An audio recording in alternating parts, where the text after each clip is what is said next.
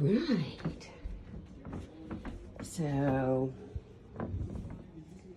this is our litter of standard poodles. And yes, I said standard poodles. Not necessarily in our plans. We have DNA for proof and all that good stuff. We know who mom and dad are. They are beautiful. If I was actually wanting to breed standard poodles, oh my goodness, this would have been my dream litter. And we are actually keeping 2 puppies out of this litter because they are so gorgeous. Standard poodles are still a part of our program for our doodle breeds, but I just don't often breed standard poodles anymore. I have a very dear friend of mine that covers that territory for me, exclusively standard poodles. Okay, and she paid me a visit yesterday, and with her talents in grooming, she shaved off their beautiful faces, and you can see there, this is our yellow girl.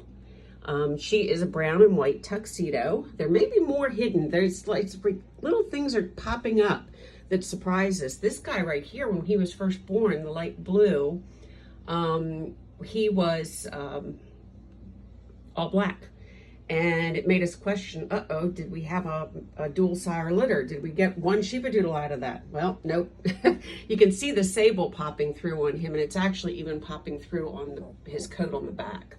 So he is a gorgeous boy, and his facial markings are so pretty. Yeah, I know. I just put a new collar on you, and you don't like it. All right. Yeah, they kind of gotten lazy, but I'm going to wake them up here again because it's time for them to eat. Hi, buddy.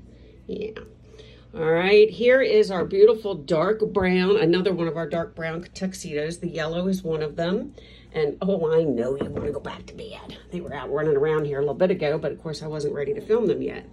You can see her face, okay? She shows the possibility of fading a little bit more. The pink-collared girl is definitely a darker brown. Not by much, but you can see the difference as I hold the camera at a distance, okay? But beautiful nonetheless. All right, this boy is already spoken for. This is our brown collared Merle party boy. Okay, you can see his face. He's actually going to a family that had a standard poodle from us from years ago. I can't remember the age, but it seems to me he was 10 or 11. He did pass last year, excuse me, and at a ripe old age, but way too soon for the family. But they have decided to come back and get another puppy from us. And they liked the uniqueness of our Merles. So they'll be getting this boy right here. Right. And here's our little pipsqueak. We always have one, especially in the large litters. But she's gaining really well. And look at the markings on her face. Is she not gorgeous? I mean, like I said, I don't do the color testing that a lot of my friends do because I know it's more necessary for like the Bernedoodles and things like that. Since we only do first generation sheepadoodles, it's really irrelevant for us. And because I don't really do the poodles, and I like the element of surprise, but I am going to do color testing on these guys, especially the ones that are not definite Merle, because I don't want any question. Because these two here, the gray collared boy, and even this girl here, who I really refer to as a sable, but she could definitely have the Merle gene based on some of the coloring that's within her coat. And so she could throw Merles, but I will have the DNA color testing to confirm it on her, okay? All right, this is our boy that my husband and I keep fighting over the name. He wants to call him Patch because he said he looks like a patchwork quilt. But we already have a Patches. She's our one of our 2 Great Pyrenees. And, well, actually, she's the only Great Pyrenees we have left in our breeding program. Sheba didn't work out too well, but I'd love to find a home for Sheba because she is a great dog. We actually had her in the house as a house dog for two and a half years. And then she just did better and thrived better being out with the pack for now. And I would also definitely recommend a home without any other dogs. But she is a great dog, very proud dog, loves to just sit in the front yard and guard and look around and, you know, what a Pyrenees is supposed to do. All right, so this is our boy Ty, and that's what his name will be. My husband will just get over it because we already have a Patch. He wants to call him Patch, but we already have a Patches. I said, nope. Okay. And the name Ty comes from the wonderful, wonderful, if you haven't watched it, please start splurging, start binging, I guess is what they call it, on Heartland. It is on, I believe, Netflix. And then if you have the Paramount streaming service, you can get the latest season, which is the 15th season. It's been on forever. And then we're anxiously anticipating the 16th season of Heartland. It is a wonderful, wholesome, just terrific show. Just took me away from all this craziness in this world for a couple of hours each night.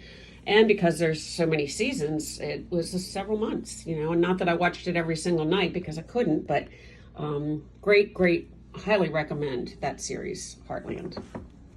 Okay. All right, this is our gray-collared boy that I mentioned before, and he's marked a lot like his sister, but you can see that one dark patch that pretty much indicates for sure that he's definitely a Merle. There's his face. Okay. Diane did such an awesome job shaving their faces. So I call him a light brown Merle Party. All right, and there's our boy. And I talked to a friend of mine who is more of an expert in coloring, showed a picture of him, and she said he's a sable Merle. But he is beautiful. He's just so unusual. You know, he may not show anything, throw anything near as beautiful as he is, but his party genetics will give us beautiful sheepadoodles, and we'll see and go from there. So, all right, you guys are really lazy. This is the other girl we decided to keep. This is the one that we call Tessie, and she's going to keep her name.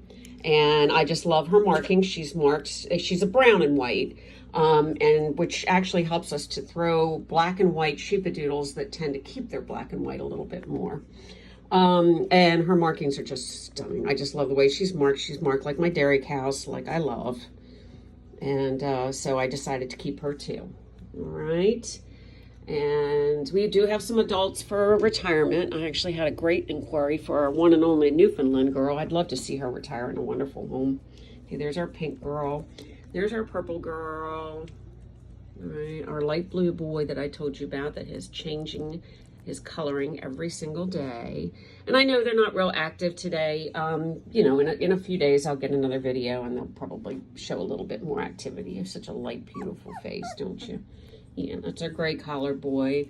Our brown collar who's already spoken for. Our orange collar girl who's got the most unique facial markings. Look at you. Look at me. Look at you. Oh, you're so pretty. You're so pretty. Yes, you're so pretty. Yeah. All right, guys. Well, this is Lawpadoodle Canine Manor. Our primary website now is sheepadoodles.com. So you can find us there, and I will be updating that site. I have access to update my old site, what's left of it, on my old, almost 10-year-old computer, but it is such a slow slug that now that I've got my new website up, I'm going to be directing everybody to the new website because it takes way too much time to try to update the old website. So we'll keep it running for reference because we've been there since 2013 under Lawpadoodle Canine Manor. So it will be up, but it's going to direct you to our new website, sheepadoodles.com. And eventually we will probably shut that one down, but we'll probably leave it go for about a year or so, and then we'll have a direct direction. In other words, if you actually did type in Lawpadoodle Canine Manor, it'll take you to sheepadoodles.com. Okay, look at that beautiful face. Yeah, he's my handsome boy. All right, so thank you very much for viewing our puppies, and may God bless you.